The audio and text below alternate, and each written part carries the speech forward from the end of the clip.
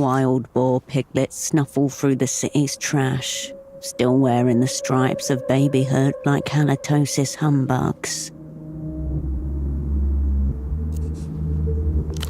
You underestimate the nutritional value of a well-trafficked alley.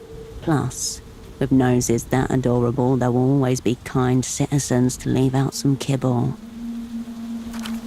But where there are boarlets, there are boars. An adult can be up to 500 pounds of bristled, pitiless hog, with tusks. Yes. You scan from left to right, checking the alley's tangled contours for a hint of hairy maternal rage. There is none.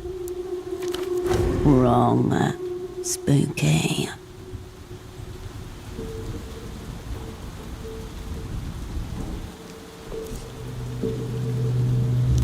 No interest from the hogolescents.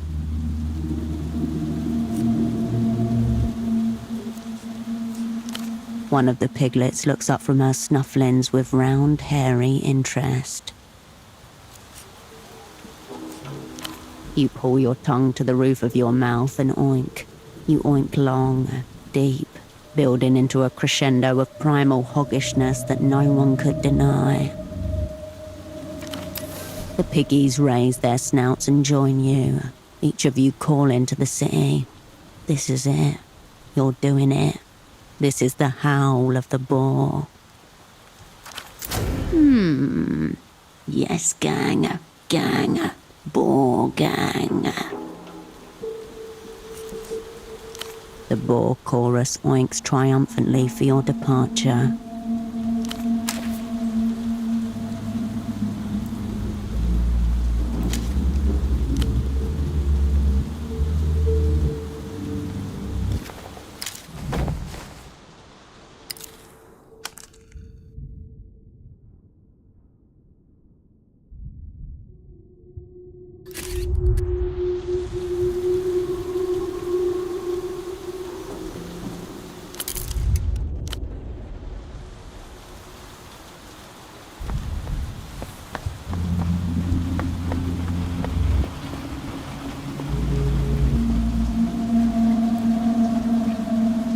You're back again. Nossa Senora Polaris. But just the little ones, yes?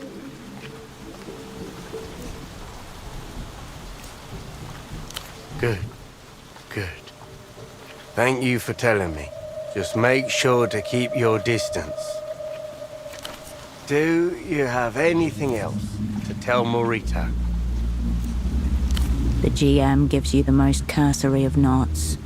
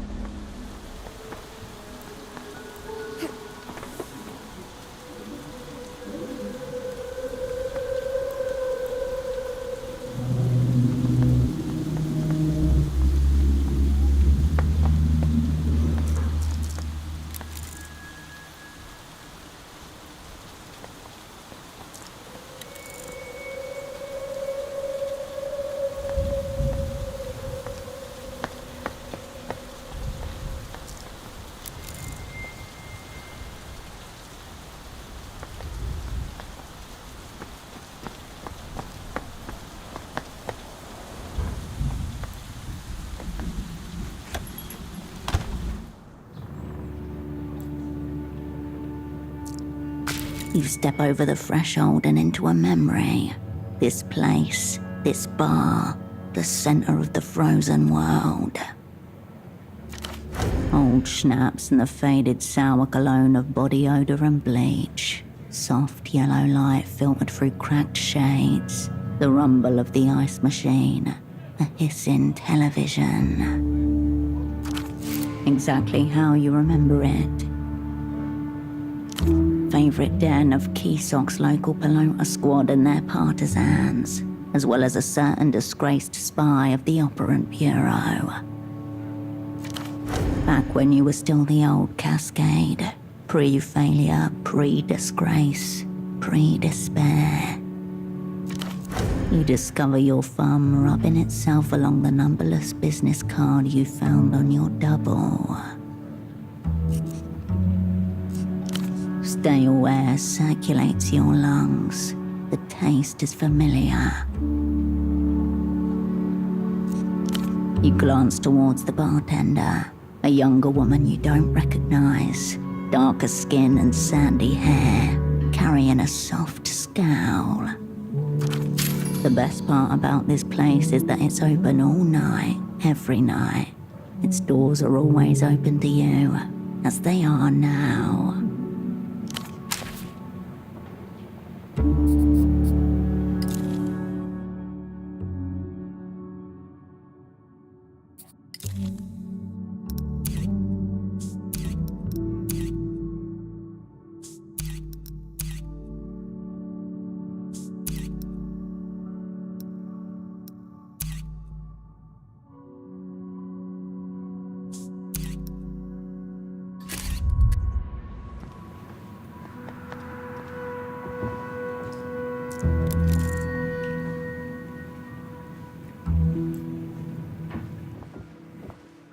In the machine aisles is a lineup of smokes, candy, and canned coffee.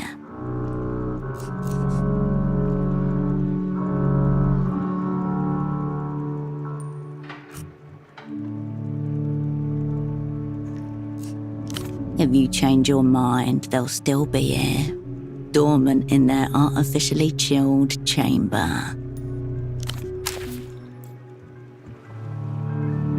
On the wall above, mounted like the taxidermied head of a bull moose, is a toilet. Scratched and yellowed porcelain, a notable smudge on the lip of the sea, brownish. Do not entertain further investigations of what the smudge may be. It's safe to assume that you don't want to know.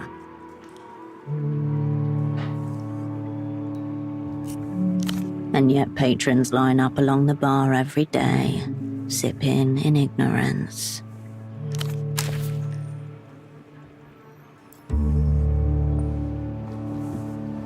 Cross-armed and weary, the bartender begrudgingly makes eye contact with you. What do you have? Above her, the small mounted television fizzes with the tinny shouts of a pelota match. No, I don't think we have. I'm Lucia.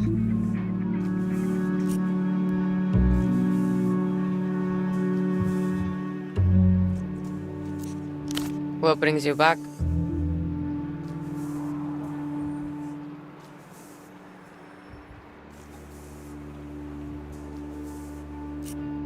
First rounds on the house, then. What will you have?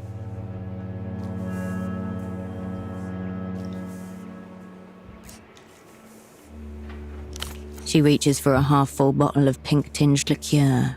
In due course, a small trumpet-shaped glass appears before you. The glass makes a little thunk as it hits the bar. You down it in one go, as is tradition. Notes of industrial turpentine and sour pear. So, here to meet your friend? A word that in context almost certainly means its opposite. Over there. She gestures towards an older man in a booth. His back is to you. Not friend. Strange. He said he was expecting someone like you. Probably just a dirty old man, enlisting the bartender in his pickup scheme.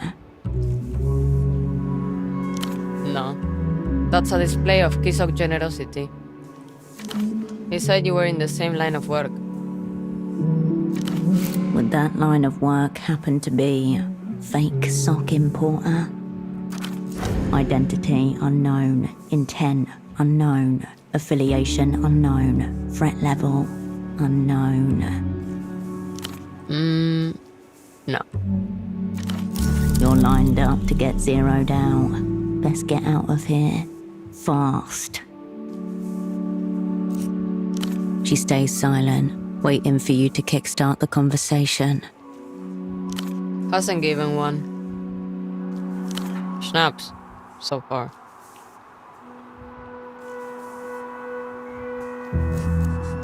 Not much. Mostly drinking and fiddling with paper. I'm not sure he's casting it on you. She makes a show of clearing her throat before your next question. Imports and exports. She glances over at the man as he sits silently at his booth, transfixed by something in his hands. Perfectly polite. Keeps to himself. Hasn't caused any trouble. Pays in cash. Hiding in plain sight. The perfect patron. Bit of a lizard, I suspect. You're asking a lot of questions about this man. Too many questions. Sure. But that's enough now. Either talk to him yourself or drop it all together. She picks up a cloth and absent-mindedly starts wiping the counter. This is about it. But it's mostly just me in here doing all the work. Takes it out of me. Impatient customers stand at the bar, soul in hand. Behind them, sticky tables go unclean for up to an hour. Yeah, we have a couple of kids who come in and clear tables. Sometimes I let them serve, but they're unreliable.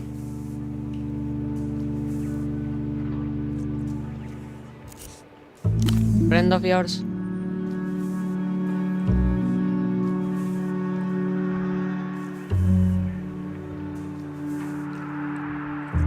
He was here a few days ago. Seems to have come in to have a chat with your man over in the corner booth. The one you've never seen before. And parade on your skin. The hairs on the back of your neck stand up.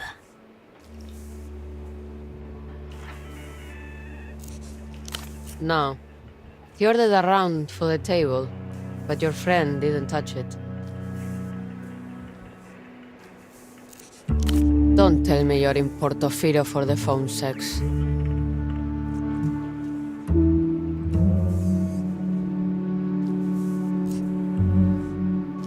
The miracle is the sex. Or that is free. It's a 24-hour phone line, paid for by... who knows? Hence, the miracle line. Yeah, well, the catch is you have to do it in public with a handful of slimes watching. I suppose for some people that's part of the appeal. Well, I'm glad it's not our only draw. It's a payphone to the west of here. It overlooks the water. You'll know it from the group of excited old men nearby. Close by. I grew up about 5 minutes from here. I tried living in the Hill of Pigs for a couple years. Didn't suit me. Came home. If you're born Kisok, you never really leave. You know why they call it Party Alley? It's Calle del Partido, from when we still had El Partido Comunista. They built the plaza around the Palace of Culture, not the other way around.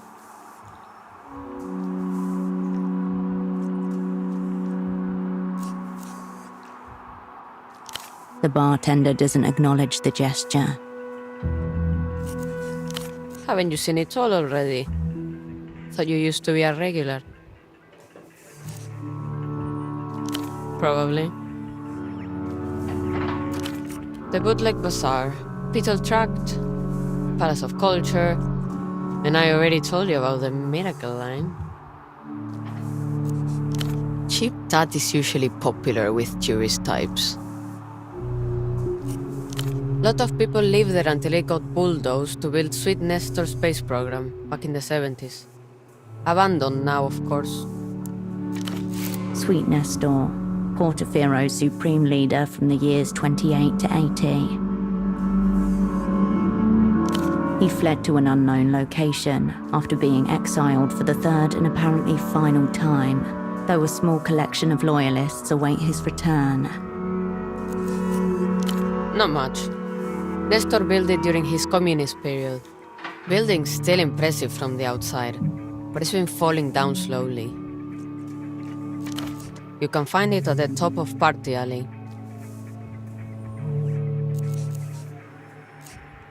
She nods, happy to stop playing the tour guide. You mean Reunion, all of that? I try not to think about it. Spreading the light of techno-fascism by annexing all the old Illuminado colonies. They think we're theirs.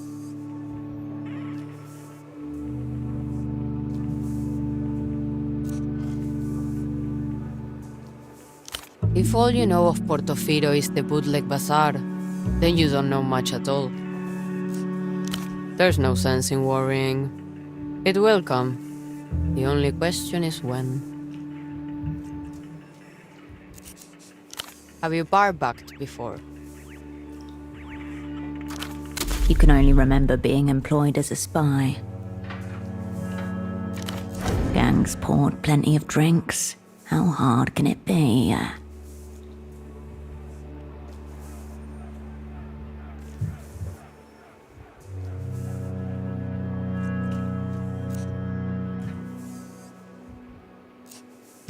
Hesitation as she's caught between a need and a worry. Fine. I can throw you some soul off the books. I just need you cleaning, bussing, nothing complicated, okay? Here. Start with wiping down tables. The rag squelches in your hand, oozing grey-brown foam as you glide it over recently vacated tabletops. Fresh soap smell mixed with the sweetness of sticky mull, the sharp tang of alcohol. It's a race against the drinkers to clean each table, only to step back and watch them dirty them all over again. Race, wipe, wait, repeat, table after table, until the room begins to thin. Hey, it's been 4 hours. Take a break.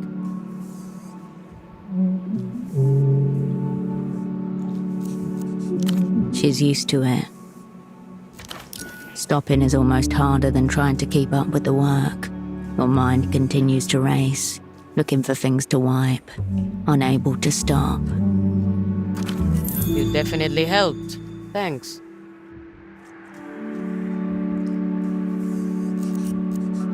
See you.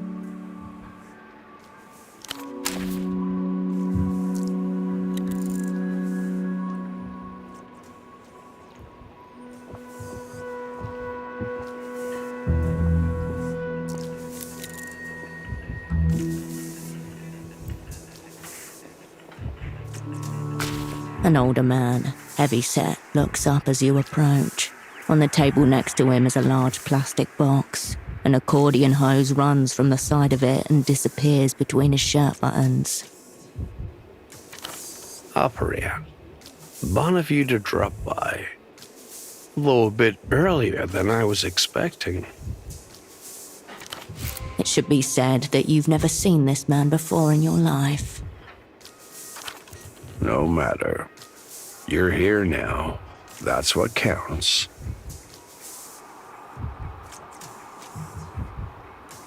Some reputations precede. I heard a notorious spy had escaped from the freezer and was running amok in theater. Had to see for myself. This man must be part of our welcoming committee. The gang's legend spreads far and wide. Now here you are, in living color. Cascade, known to some as Hershel Wilk. Your stomach tightens. Predator. Caution.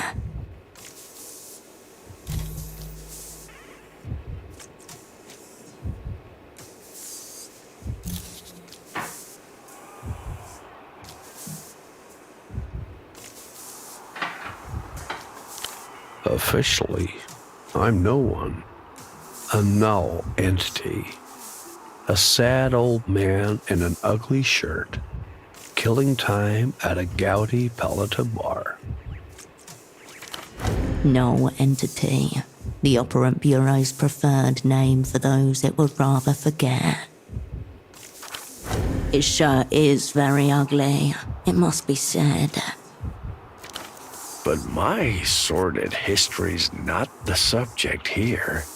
It's you everyone's asking about. All kinds of stuff. They're asking, has she figured out her assignment yet? What's going on with her double? Does she still have it? Thrilling questions all. But mainly, they're concerned about your heart. Size of a fist, weighs about 1/4 kilo. They want to know what you'll take for it.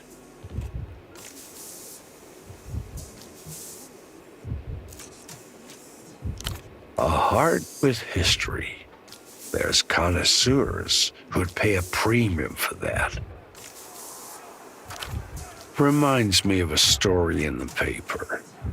An Azuri cannibal pays another man for the pleasure of killing him and devouring his heart.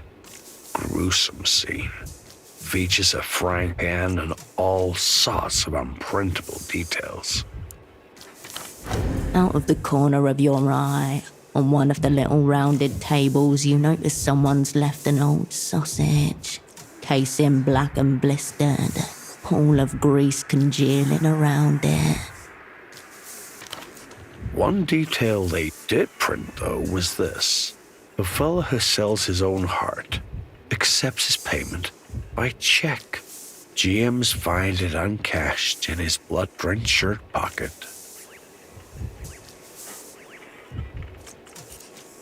Absolutely. If you don't set your own price, the market will. The opera have dropped you in a river of shit. Maybe I can help you get yourself out of it.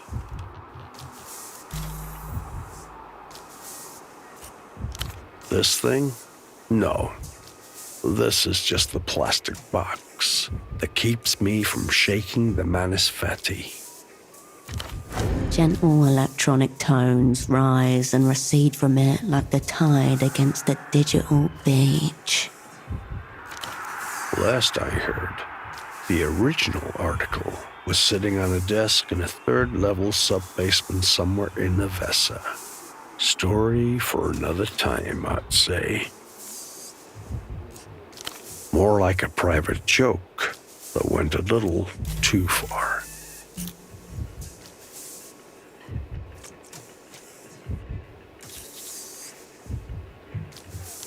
This was your old haunt, was it not? See why you're drawn to it. Spacious, decent sightlines. Noisy enough to make bugging impractical. At this hour, the bar is the closest it gets to busy. A half-dozen customers or so chatter, or idly watch a pelota match. The two of you attract no particular attention. Meanwhile, the bartender washes a few glasses in a tiny sink, looking up every now and then towards the television. Yes, this place will do. As I said, wanted to witness your return to live action myself.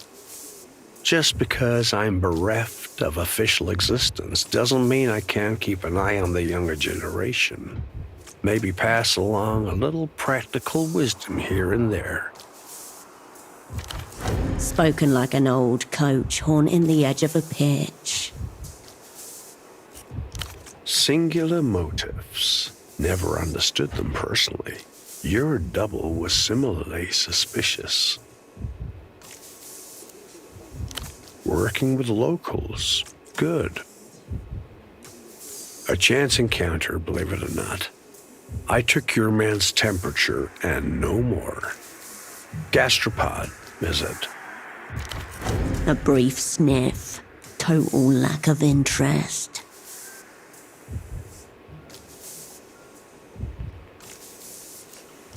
That bad, is it?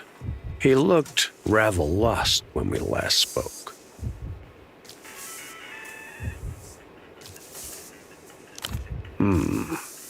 Dark forces laying devious snares for the innocent servants of post-historical materialism. Unfortunately, that seems to be the modus these days. Chiseling hunks of frost-burnt meat out of the freezer and tossing them straight into the grinder. Must be a better way, you'd think. Better grab a couple of sticks and start rubbing. Gets dark and cold here. You're gonna need it if you want to make it through the night. It? That ineffable, inexplicable quality essential to success in theater. Frequently discussed, rarely demonstrated. No, it is uncountable and immeasurable, much to the chagrin of the chart fuckers who lately seized control in Avessor and the other citadels of secret power. And yet, when in its presence, none can deny. Not that it. If you can't even tell the difference, you're off to a poor start, I'd say. Depends. Do you want to grab reality by the face, tear off a false skin, and stare into the abyss of stars inside her skull? There was a time when someone believed you might, seeing as they trusted you to set up the opera's last Portofiro network. Didn't turn out so hot, if reports are accurate. And yet, here you are, back on the scene. That suggests your it levels haven't totally flatlined. One of the most difficult questions in its studies. Driven more than a chair of operants and math prodigies to stark, raving insanity. Given that, the consensus seems to be better not lose it in the first place. Call it your look of haggard perplexity, assuming that's not just your normal expression. You've been out of the action for 5 years. I've been in this game a long time. Picked up plenty of neat things that could be of interest to you. Take a recent sample. One of your enemies has set up a secret jail somewhere here in Kisak. Strike a chord. Nothing at all. Like a bell struck in a vacuum. The rich one. Enter. Everything you know has directed you to the bazaar thus far. Doesn't exactly scream the bank. My offer is this. I share with you a little from my wall of shadows. You help me with some personal research. Because I've been in a few. And set up a few others myself. I'll be here if you want to talk more.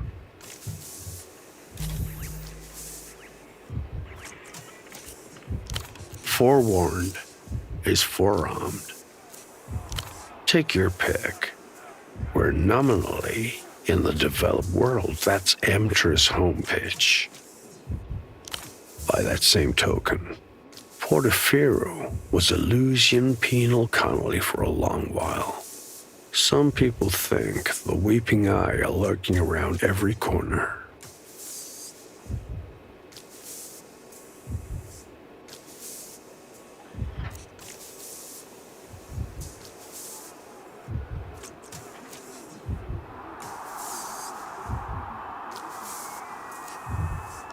The old spy tugs at his shirt, shaking off invisible crumbs.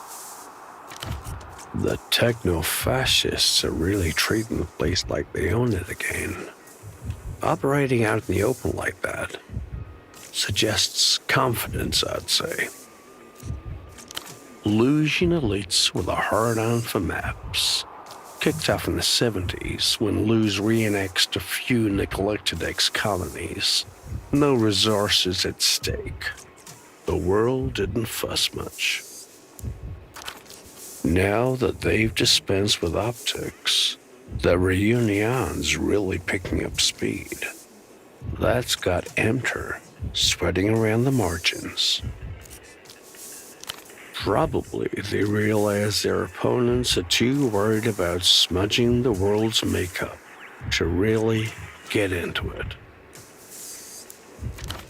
But it's your party that's really shitting its britches, wondering if they missed a fundamental, non-dialectical variable along the way.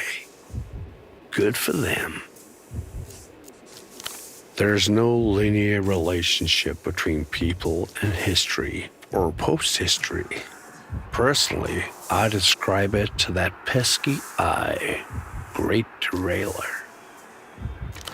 Someone's already started drafting the next chapter. Rest of the world's just catching up. Music, not really my area. Spotted a couple teenagers in elaborate costumes. Seem to be fans of some kind. I'd say they're your source. He takes the disc and adjusts his glasses to get a closer look. Two things stand out. First, this is an unusual format. Einzelton. Not just standard consumer fare. The artist, Ultra Violeta, the Lucian electro-pop singer, gone missing, so they say. You but from a dream. Nope, nothing at all. Local television personality, though his accent suggests origins in the People's Republics. Lavendy, I'd say.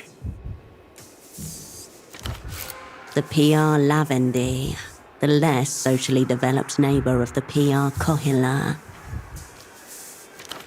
Obviously a lunatic, an addict of some sort. I'd keep my distance, were I you. He's got a glorified rat hole in the housing campaign. Calls it his fortress studio. Across the rooftops, I think.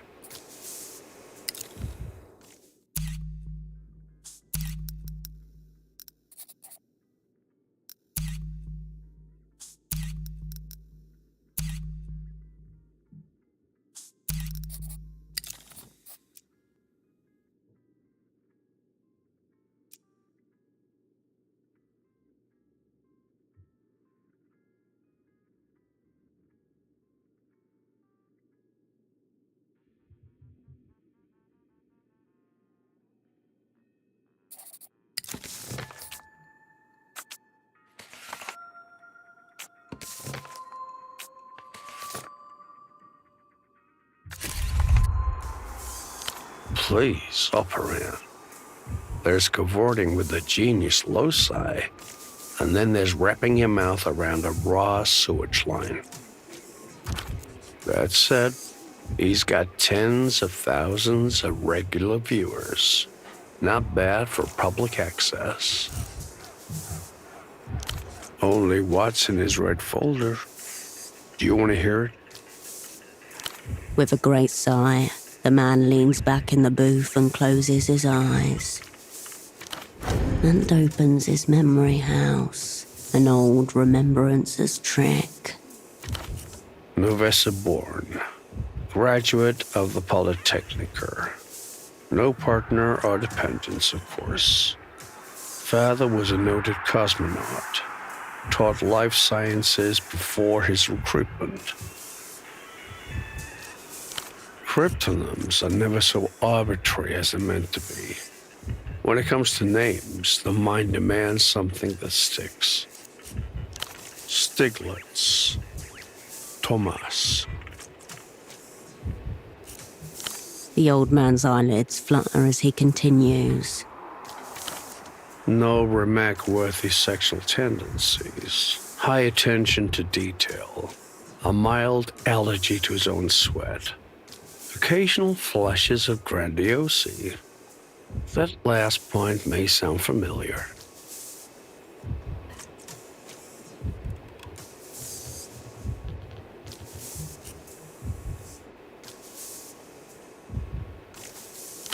And recitation. No such thing in my experience.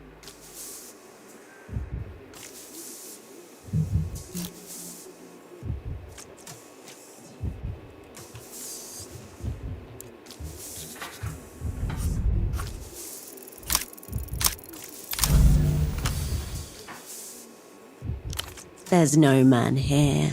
A null entity does not exist, has never existed.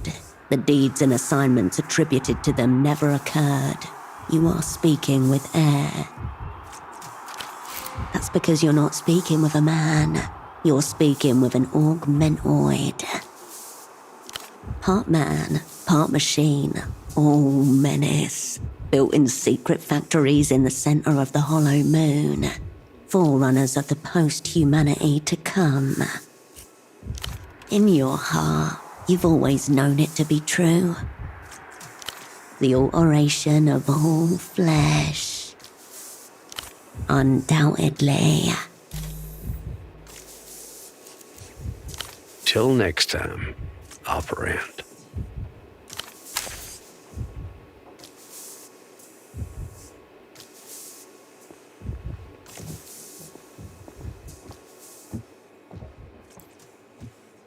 Hello again.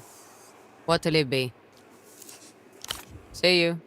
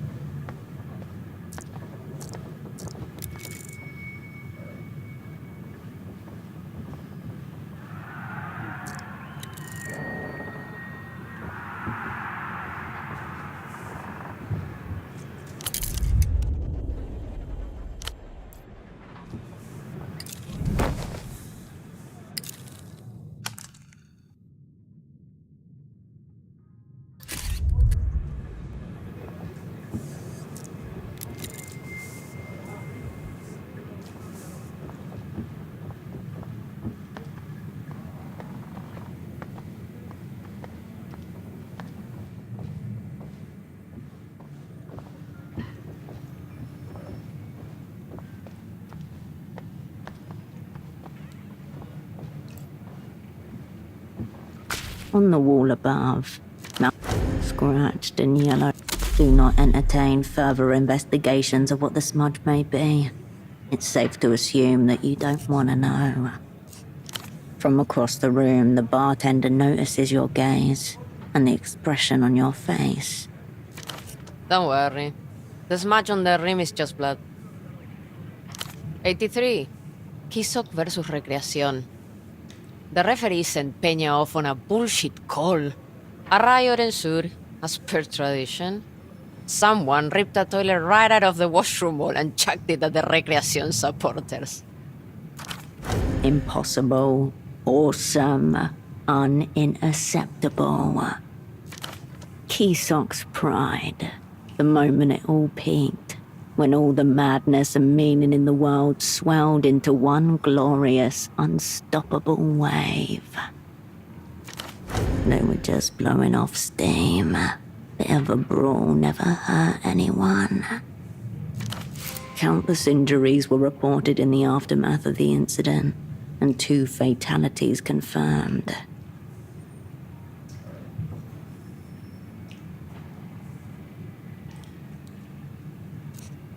The bartender shrugs and returns to her chores.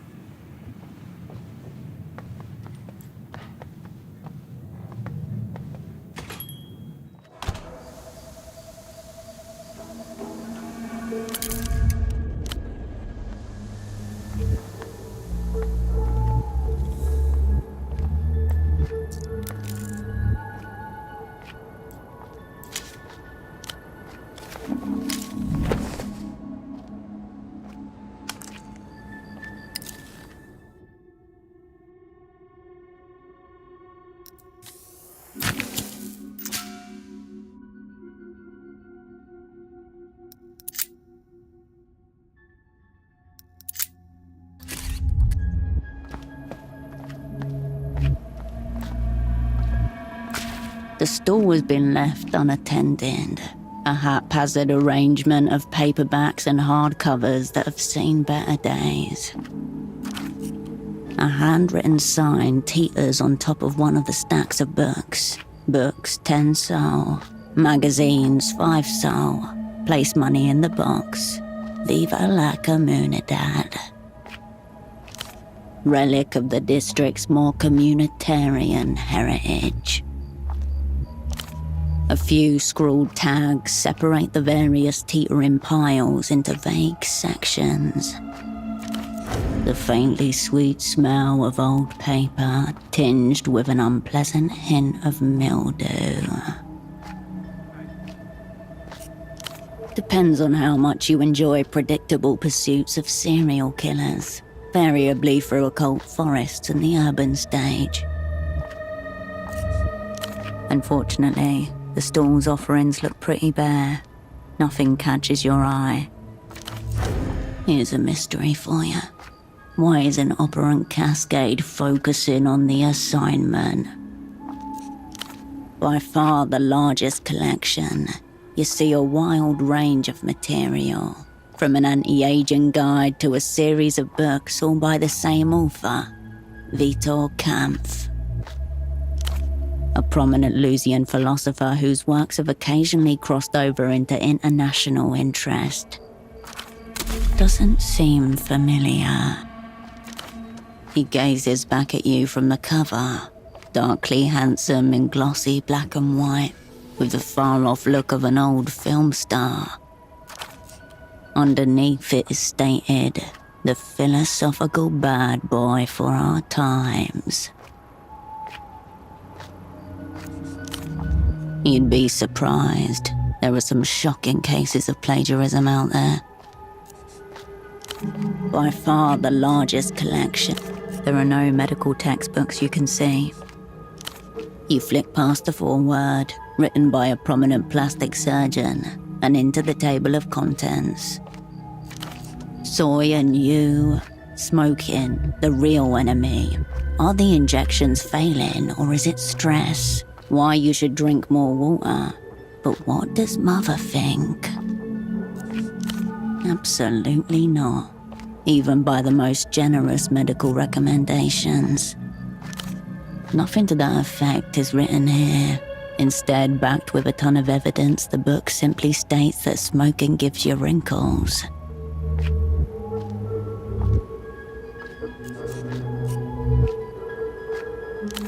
The book has a lot to say on this topic and many others. Basically, anything that brings you any sort of pleasure, the book states that you should probably stop doing it. What a miserable waste of paper. The large collection of self-help. A large space is allocated to the genre, but most of the books have been taken. Only a few worn stragglers remain. One of them doesn't even have any pages, just a dust jacket. A shelf of scuffed books are united by their preference for black and apocalyptic reds. On their spines, a series of grandiose words large enough to fill the universe. Two of the titles stand out to you above the others: Light March of the Chosen and Greed in the Inner Zone. Pulpy space opera, not at its finest. The characters are heavily stereotypical, the plot is erratic, and there are spelling errors on nearly every page. A bunch of religious cultists travel through outer space in search of what they believe to be their god, but end up being swallowed by a planet. No, it turns out the planet is their god. They end up inside the belly of paradise and live there forever. According to the back of the book, there are more than 3 million copies in print. Despite its dull cover, it seems to be an outright attack on the current state of reality, realized as an adventure through a futuristic city that thrives on depravity. A notorious Lucian novelist and heroin addict. The author photo shows her sat on a disheveled bed, about to jab a needle into her arm, biting a tourniquet wrapped tightly around the target limb. Between all the gay sex, violence, and drug-taking, there's a serious point about how we're being held back by the unfettered impulses of the ruling class. It's not much different to a modern-day city, except the laws are much more lax and what would be considered immoral now has become fairly normal. It seems everyone in this society is too busy being sordid to develop any meaningful technological advances. If anything, he would object to labeling it fiction. The book resumes its place among the others, its degenerate content perfectly camouflaged.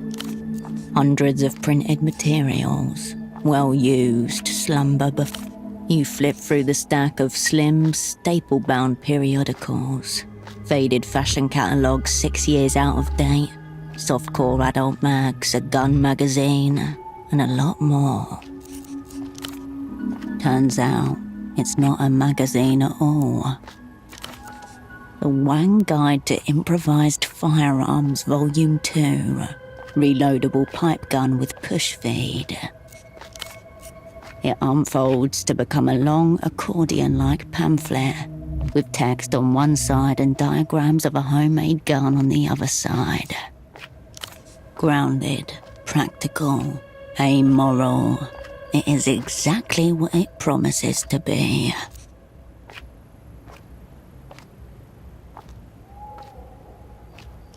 You do the honest thing. Nothing changes in the world.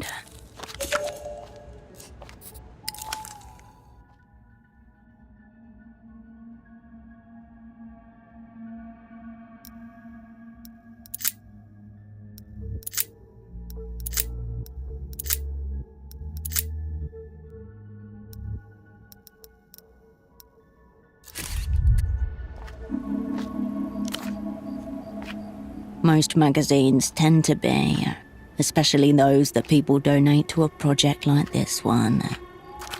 Once you're done with the sections here, you'll want to go through those big, unsorted piles too. Could be something premium in there. By touch, think high grammage, silky finish, the kind of stock used to sell disruptive perfumes to the upper crust. The more recent issues focus on the emergent Lucian styles. The oldest among them feature Portofiro clothes, local-made textiles from the famous silk factories. Every shirt and dress catches the light brilliantly, rippling like coastal waves in golds, reds and purples as they hang off each posed body. Reams of it. There were a couple of experiments in cotton, but they turned out even plainer looking than the silks. Men are posed clumsily, clutching straw fedoras. Women who are obviously not mothers hug unstained children, mirth bursting from their faces. Masked models stalk glossy pages, unidentifiable yet distinct, in monochromatic pieces with striking silhouettes. Your eye wanders to another Lucian cover in a less austere register. Teenage figures boast digital visors, baggy jumpsuits, runic charms. Holographic animals circle their bodies, projected from gadgets clipped to belts or bracelets. A headline beside these gadgets prompts readers to find your soul animal, take it everywhere you go.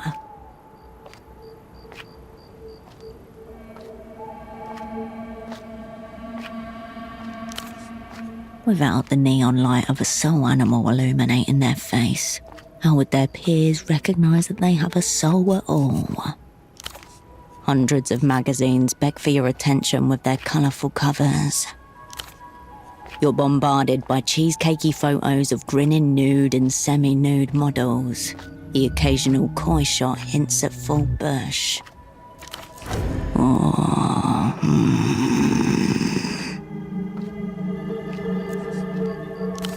You do feel thoroughly serviced, though that may say more about the lack of proper adult action in your life recently. More and more of the smooth, young flesh passes before your eyes. It quickly starts to feel repetitive as you glance up and down the bikini-clad bodies, page after page, tens of them a minute. Images aren't enough. You need to get hands-on, rolling around, biting, giggling. The lineup of promiscuous women almost seems to wave goodbye as you once again hide their naughty covers. One cover catches your eyes. It depicts a leather-clad man, looking intensely grim with a large sword on his back. A label warns of ultra-violent content. The Hombre, Volume 5, Issue A.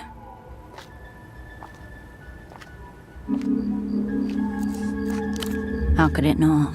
From the thin shadows of the sunlit day to the deepest sepulchral tomb, to the darkness writhing in the heart of men. The Hombre is available wherever comics are sold.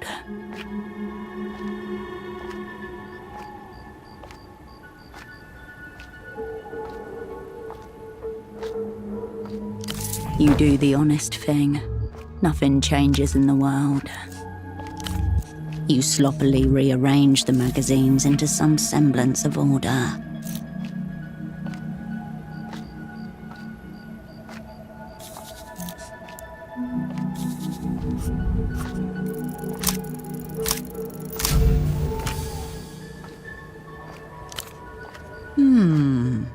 You run a finger up and down the spines of the magazines, feeling for something different, something that stands out, but it all blends into one papery mass. Ouch. You catch your finger on an errant staple. The magazines bite back, resisting your futile effort to separate them by their value. You turn away from the piles of books.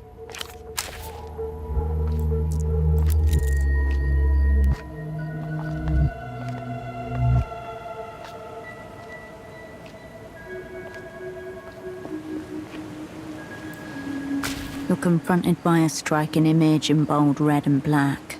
A woman perched on a sofa in a simply furnished apartment. A handgun lies across her lap. On the table next to her, a beverage in an appealing slim can. In white text, contrasted against the black shadows, the words, "Safe house is anywhere." This woman is being paid to convince you it is. It's nothing like the ones they have back in the People's Republics. Effa Red and Black Special Edition. The can is adorned with a handful of coffee beans, a sugar cane, and a splash of cream. There is no other identifier. In the developed world, Advertisements no longer feature products, only vague promises of a lifestyle. A board of wooden chalk, a too small iron chair. On the blackboard, safe house basics. 1. There are 2 types of safe house, defensive and offensive.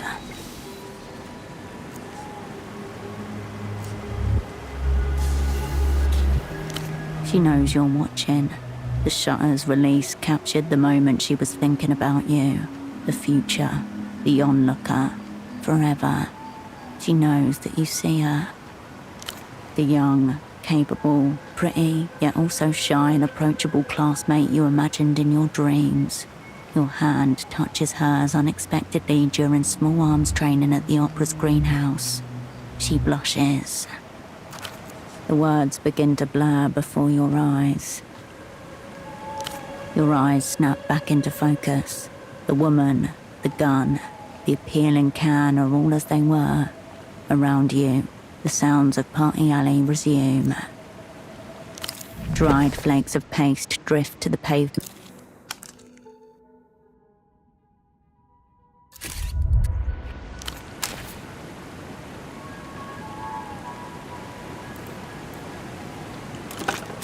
You pick up the payphone's handset. A dolphin emblem smiles at you, its eyes wide. The emblematic animal of Portofiro's main phone company, Renotel. Your gaze wanders away. The dolphin doesn't seem to mind at all. Your finger depresses the yielding material. Up, down, up, down. Sensual pleasure. You watch the dolphin pop back up, then squish again under the changing pressure of your finger. You lose track of time as you repeat the action. You do not yet have the number of anyone else in this city. There is only one, Melita, your controller. Whether you want it or not, the number is a lifeline to you. Always. The Renotel dolphin eyes you expectantly. You step away from the payphone.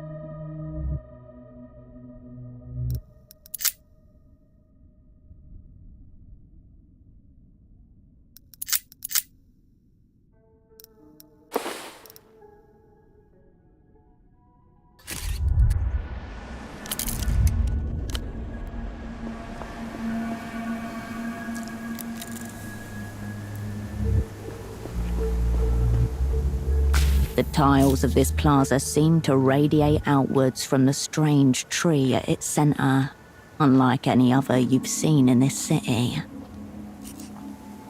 Time passes, but you take no note of it. No one takes note of you either. To wider key sock, you're simply a middle-aged woman staring at a tree. Nothing much happens.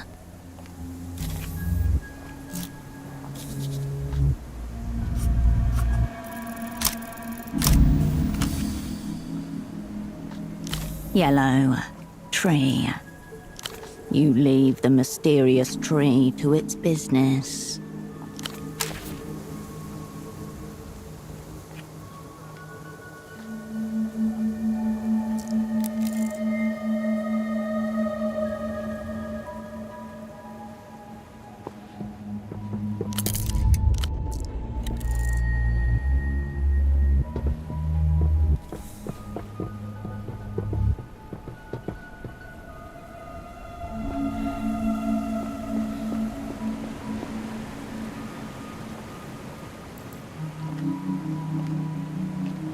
Drift away, Stardust.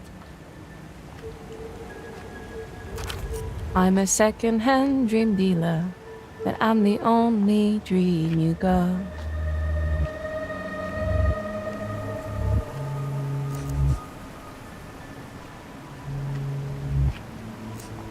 What is that?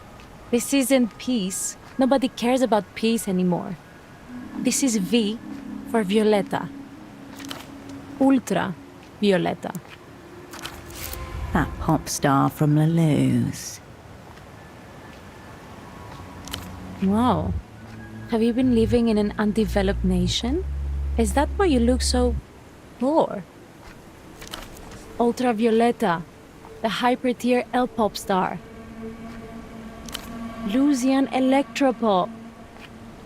No idea what I'm talking about. Must be brain damaged. Don't be mean. We're representing the ultras right now. It's not her fault she looks that way. This is what we call fan shifting. We become Ultra Violeta, and we sing her songs as an act of faith and love. Is it earnest or ironic? Your head swims. Yeah, we're fan shifting right now. Not surprised you've never heard of it. We like to do it together. It's fun to make the costume, and it's nice to sing to the world when it listens. Starting on their personas at such a young age. Impressive. Thanks. Obviously, we're not pretending. Why can old people not wrap their heads around it? Like that guy with the weird headphones the other day. No, maybe? I couldn't tell. He was so weird. He came up to us out of nowhere and said, in some territories, impersonating the monarch is a crime punishable by death. Death.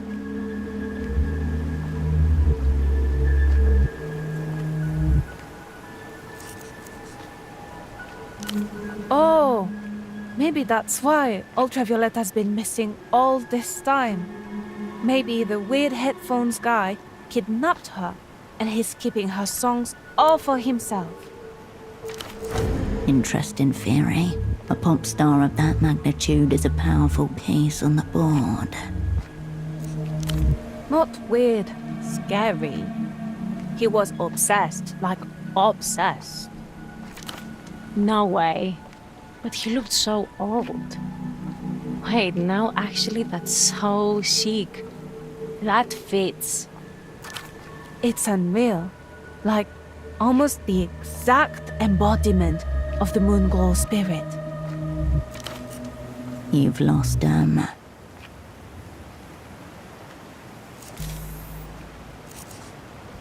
Why do you have that? How did you get that? That's secret UV lore, not for someone like you. The adolescents will only open up to those they recognize as their own.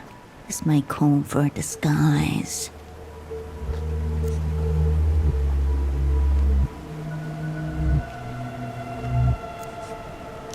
Weren't we just talking about that? Kidnapped for sure.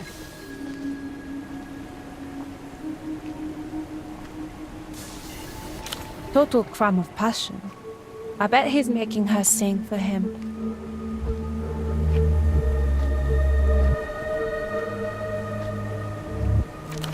I wouldn't mind too bad if he kidnapped us.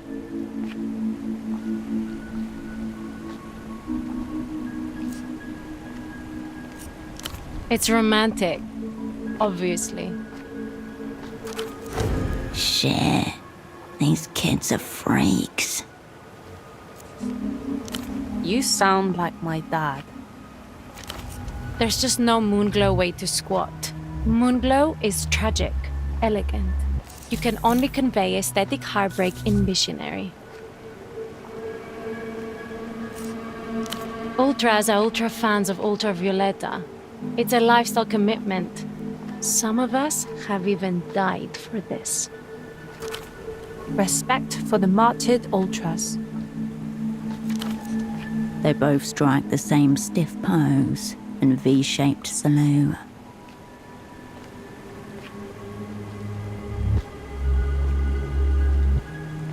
R.I.P.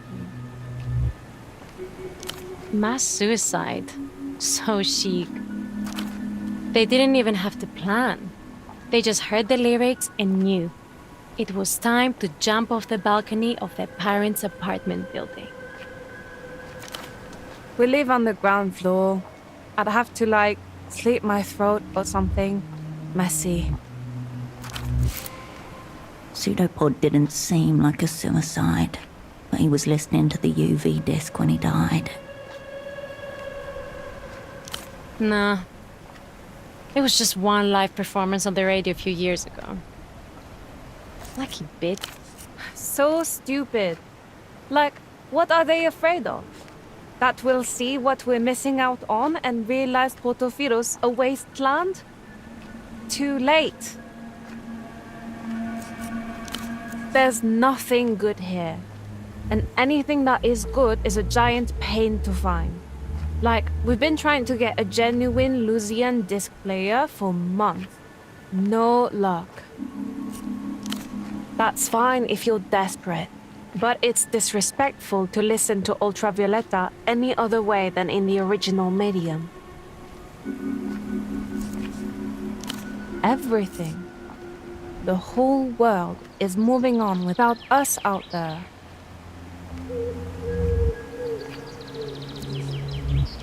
No, but it's a little bit more of it every year. Whole thing is so moronic. People would be a lot happier if they were able to just have what they want. Censorship is basically backwards rape. And that's not very Moonglow in any direction.